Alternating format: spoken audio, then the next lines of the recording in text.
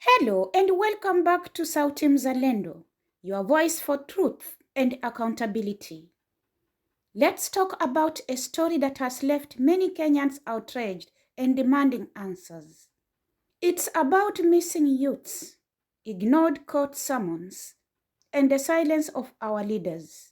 This story raises serious questions about justice and security in our country. Interior Cabinet Secretary Kipchumba Murkomen, Inspector General of Police Douglas Kanja, and DCI Boss Amini were summoned by the High Court. They were supposed to explain the mysterious abductions of 6 young men last month, but none of them showed up.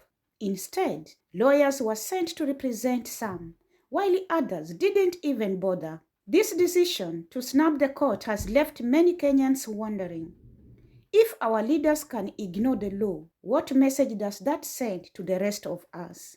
Let's break this down. In December, 6 young men went missing under troubling circumstances. Among them was a cartoonist known as Kibet Bull, whose art boldly criticizes the government. Others included his brother Ronnie Kiblagat, Billy Mwangi, Peter Mteti, Steve Mbisi, and Bernard Kavuli. These abductions weren't random. They happened shortly after these youths posted content online critical of President William Ruto's administration. What is even more concerning is how these disappearances were handled. The National Police Service, led by IG Kanja, claimed they had no knowledge of abductions. In a country where security agencies monitor everything from social media to public rallies, are we supposed to believe that such well-coordinated kidnappings happened without their knowledge? Now, here is where it gets even more chilling. 5 of the abductees were found early this week in different parts of the country. Kibet Bull, for example, was taken from Nairobi and later found in Luanda, Vihiga County. His brother Kiplagat, abducted in Nairobi, was found in Machakos. Kavuli, taken from Gong, ended up in Kitale. Each of these young men were released in locations far from where they were taken. But one person, Steve Mbisi, is still missing. None of these found have spoken publicly about their ordeal, but there are hints of what they endured. Manyata MP Gitonga Mukunji visited Billy Mwangi's family and shared a preliminary report.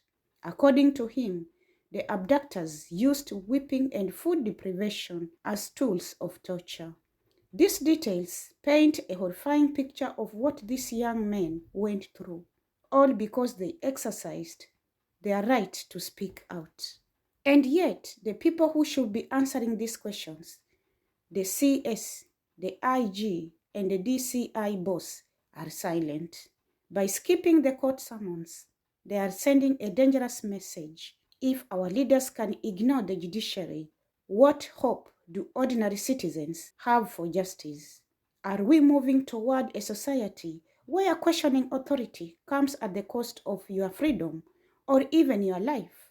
Let's not forget that these abductions are part of a bigger trend. In recent years, we've seen a rise in cases where people who speak out against the government face threats, harassment, or worse. This isn't just about the 6 young men. It's about protecting our democratic space and ensuring every Kenyan feels safe to express their views. Now, some of you might ask, what can we do? The first step is to demand accountability. These leaders owe us answers. Why were these youths abducted? Who was behind the kidnappings? And why is Steve Mbisi still missing? We must push for transparency and justice, not just for these young men, but for the sake of every Kenyan who value their freedom. As we close, let me leave you with a question. Wakenya wenzangu, what kind of country do we want to live in? One where we are free to speak our minds, or one where fear controls us? Your voice matters. Share your thoughts in the comments below. Let's keep this conversation alive, because silence only helps those who want to take our freedoms away. Don't forget to like, share, and subscribe to Sauti Mzalendo. Let's amplify the voice of the people and hold our leaders accountable. Until next time, stay safe and stay informed. Your voice, your future.